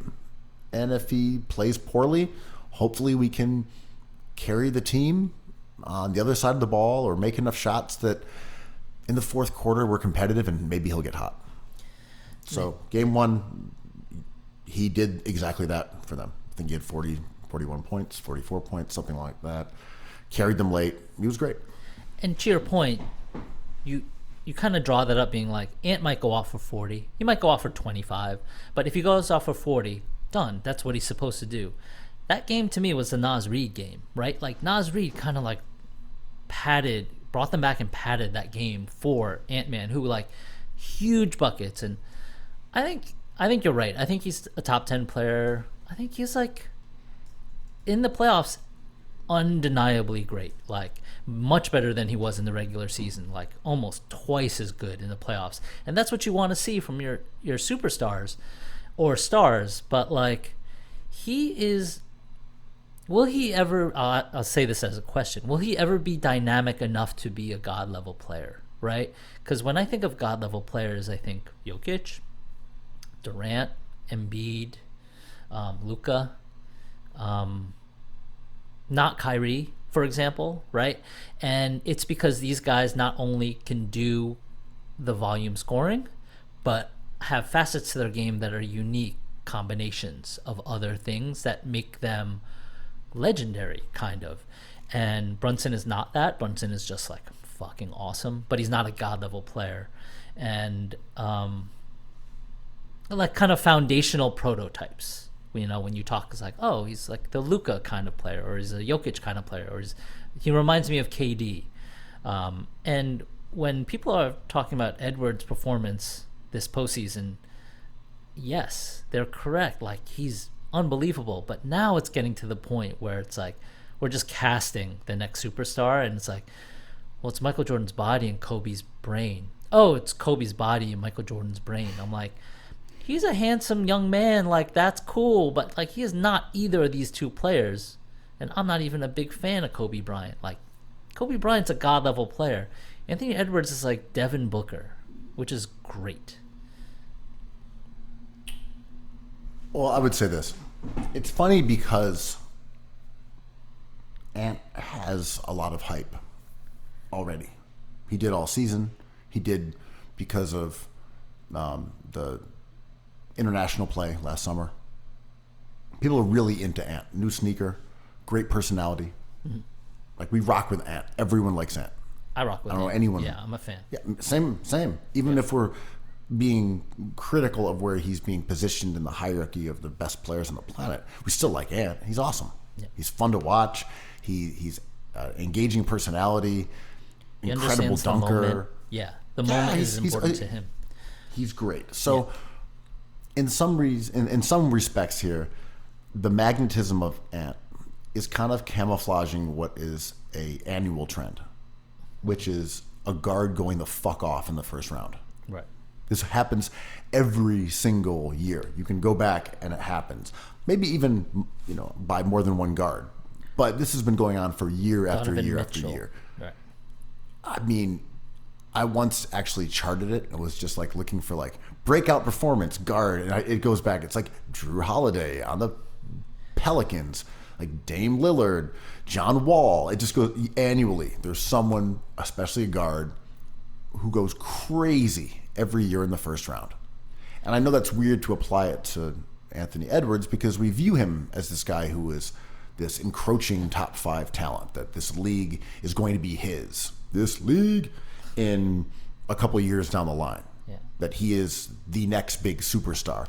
Mm-hmm. I'm just bringing this up because when he's shooting 44% from 3 and shot 36% from 3 during the regular season, that's less about him balling out than just making shots. Mm-hmm. And in the same way that, he shot 60% from, 58% on 2-pointers during that first playoff series or in the first game of round 2, but shot 51% during the regular season. His efficiency is through the roof, all these things. So I would only caution that it's unlikely that Ant is going to be a whole lot better than he was during the regular season for, say, like the duration of the playoffs than it is that he had an awesome start to the playoffs, if that makes sense. You nerd, bringing numbers into this. This ain't about numbers. This is about dog. And you know what I see when I see Ant? Michael Jordan. That's who I see. And this is the I see half of his face, and that's Michael Jordan, and the other half of his face is him, but also Michael Jordan. Yeah. And we've talked about a lot about Ant's casting, right? Like, he just looks like the great American player. He's the right size. He's got a great... he was mic'd up, and he was just saying simple stuff like, well, we need you on the court, man. You can't be in foul trouble. And they're like, oh, what a leader. What a genius he is. Like, telling Cat, a veteran, an all-star, what he needs to do. And Cat's a really affable guy. And he was like, yeah, you're right. I do need to stay on the court because we're better with me. I can't be in foul trouble. And I'm like, anyone could say stuff like, and I'm not looking for, like, poetry from Anthony Edwards, but like the way we want him to be this thing so badly is amazing, right? And I love it. Like, to me, he's all NBA second, third team. If you wanted to put him there, I have no qualms, but I don't know. There's a lot of good guards out there. But he, to me, the sadness is in Boston because it used to be Jason Tatum. It was like he was the next heir apparent to the great guards that you're talking about that we love. We love guards, And Michael Jordan, Kobe Bryant, Jason Tatum. Let's go. It's like, ooh, well, okay. We've seen a lot of Tatum. Maybe it's Edwards. And I just saw like a poll, one of those bench cut sit polls, or start bench cut. And Van Horn, Luol Deng, Van Horn, Martell Webster, Van Horn number 2, Van Horn number 3, but it was Luka, Edwards, and Tatum. and Tatum was cut in the majority of instances, and I'm like, God, it hasn't been that long since he was the guy over Luka. This is true. Yeah, I mean, I don't know. I look at Anthony Edwards, and my opinion on him has not changed. It's what we said 2 weeks ago. Yeah. If he can sustain amazing play for a couple months or a month and a half or whatever it requires, then the Timberwolves can make a really deep run. If he plays like he did during the regular season, I think that's far less likely. Yeah. But they're still a formidable opponent. And, winning one in Denver, showing the ability to hold Jokic in check. Minnesota's obviously in as good a possible place as they could have asked for right now. Yeah. Let me just ask you a dumb overarching questions. Should we be worried about the Nuggets in this series?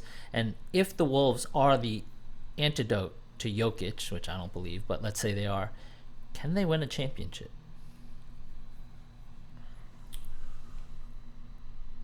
Yeah, I think the Nuggets are as good as anybody in the NBA, but I don't know if they are invulnerable.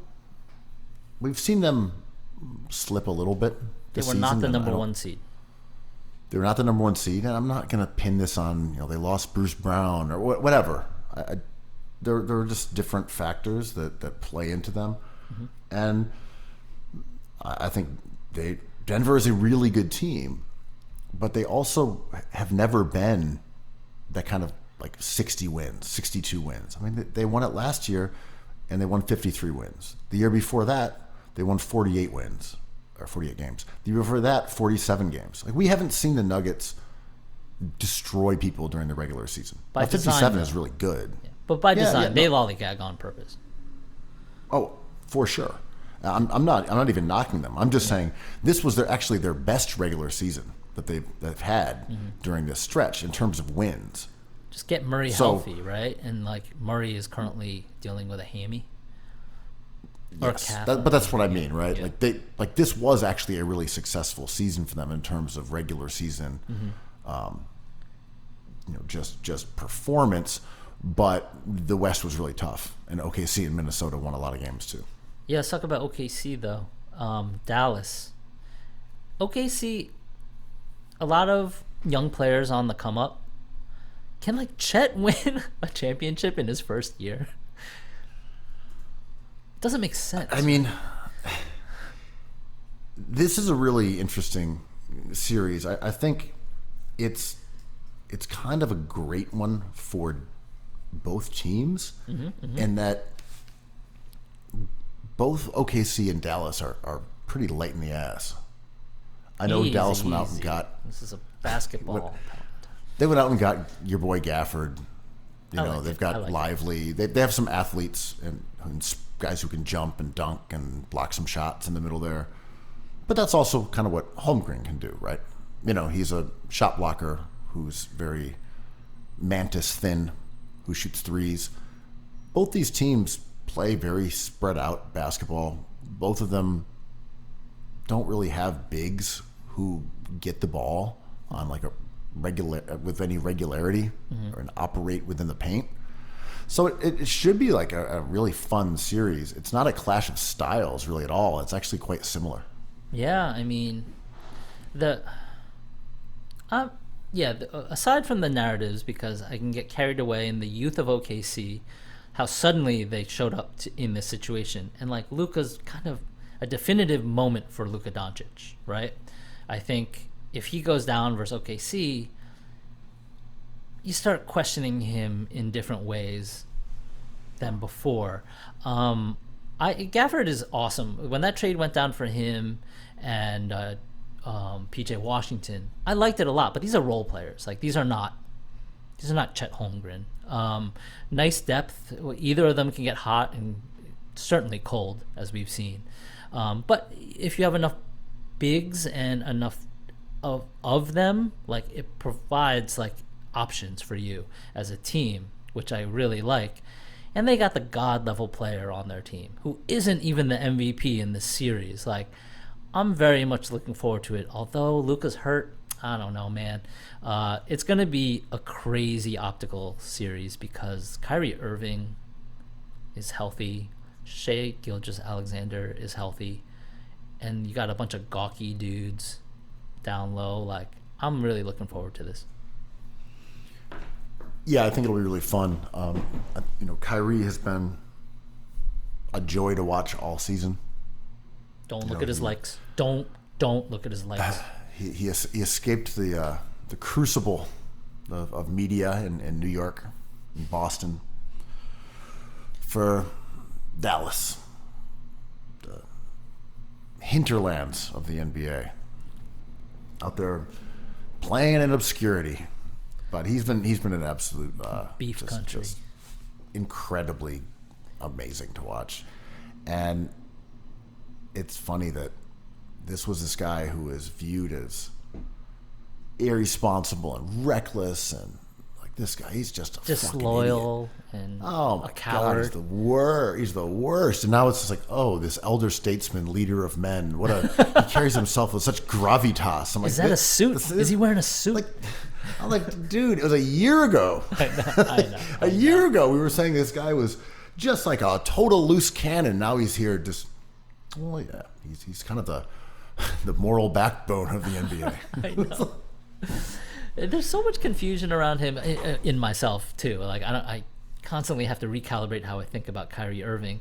But there was somebody who posted an interesting thing on Twitter. It's like, you guys talked about Kyrie Irving as like the most skilled guard of his generation, and he's the same height as Steph Curry. Are you saying he's better than Steph Curry? Because that's what I'm reading. I'm like, no. Curry had these moments before, and like he is no longer fun to talk about, but like there's no comparison between Steph Curry and Kyrie Irving. I believe both make the Hall of Fame, but Curry is one of the all-time greats, maybe a top 10 player. Steph Curry should have been a top 75 all-time player, but was not. Like, he is hurt a lot, and You mean Kyrie? Kyrie, yes.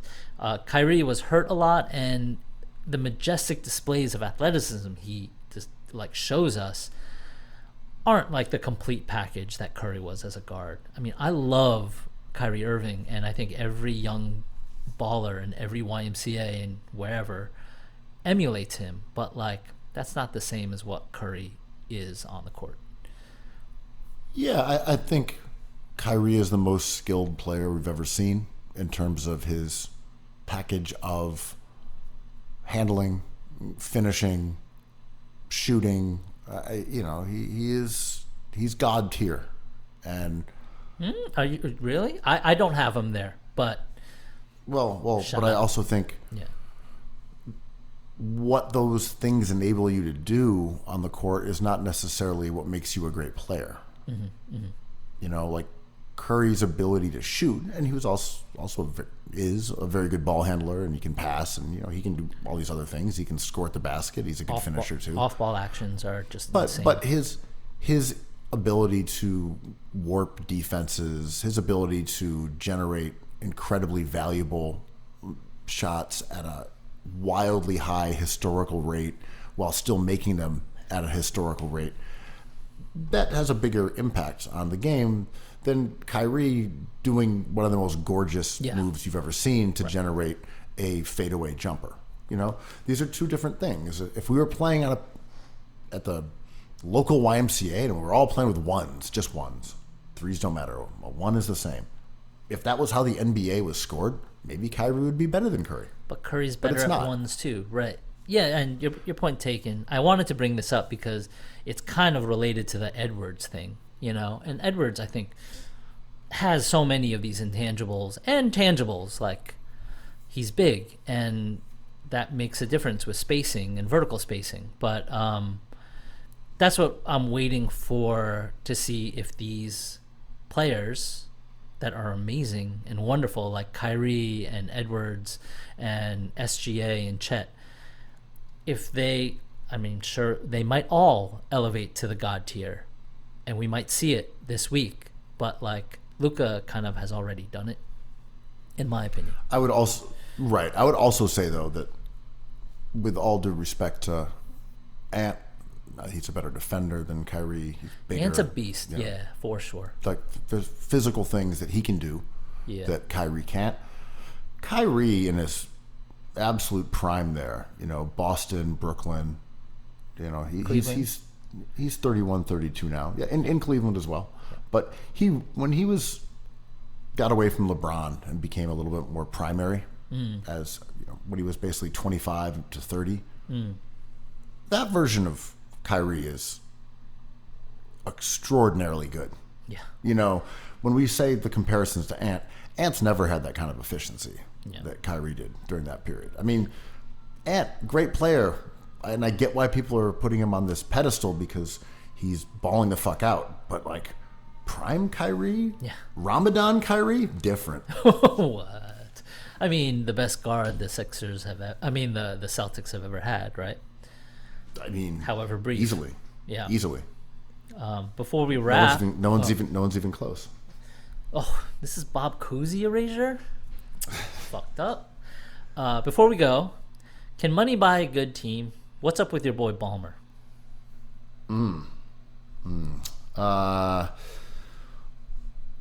Here's my thing with the Clippers. It's just Kyrie. I'm sorry, excuse me. It's just Kawhi. If Kawhi was healthy and the version of him that we've seen in the past, I think they would have had a chance to win a title each and every one of these years he's been there. Not to say they would have, but they would have had a chance. Without He is Kyrie, sick. He's sick. Yeah. he's so good. Without him, it's just not the same. And, I like James Harden. He had a couple shitty games, as he always does in the playoffs, but he was generally quite good. So was Paul George. He's not why they lost. No, it's But no without- one. Yeah, it's the injury. Without Kawhi, this team just isn't the same team. I think money can buy a great team. I don't think you have to be savvy like the Knicks were in this current iteration. And Dolan tried to buy good teams for decades and it never worked. It's just the cap has certain restrictions on it. Like Ballmer, I don't know if he's a ramp casual or ramp day one. But like if I was him and I was worth billions of dollars and I was in tech and I all of a sudden I had this new toy, I'd be like, yeah, get me Kawhi Leonard. Paul George, get me him. James Harden, get me him. I'll pay the taxes. I'll do it. I'm rich. And nerds would be like, that is good, but not necessarily like devastating. Like you may want to pace yourself a bit and see who else is available. And like Kawhi going down at this time is like no one's surprised, and there they are, first round exit. And he has all the money in the world and none of the swagger of the New York Knicks. Yeah, it's funny looking at this Clippers roster. And look, I know Paul George has a reputation as a good defender, and so does obviously Kawhi Leonard. They've got a couple other guys in there who can defend a bit. But as a team, they just weren't that effective at stopping people. Their offense was great. You look at these guys' efficiencies. It's like Paul George, 61% true shooting. James Harden, 61. Kawhi, 63. Norman Powell, 63. Terrence Mann, 61. Zub, 67. Amir Coffey, 60. Daniel Tice, 60. Plumlee, 62. This was a team that, obviously Westbrook and Highland and were not the same, but they had a huge amount of guys who were super efficient scorers. They just kind of couldn't figure out how to get stops. And that's not easy when you lose Kawhi, and that's not easy when you're playing against Kyrie and Luka Doncic. But Luka didn't even have a good playoffs. I know he's hurt. He shot really poorly that whole series, and it didn't matter. I mean, yeah, on paper, even though Zoo can't stretch, I kind of like these prototypes of players. And then when you tell me their names, I'm like, you're a few years off because like these guys are a bit slower. They've endured injuries.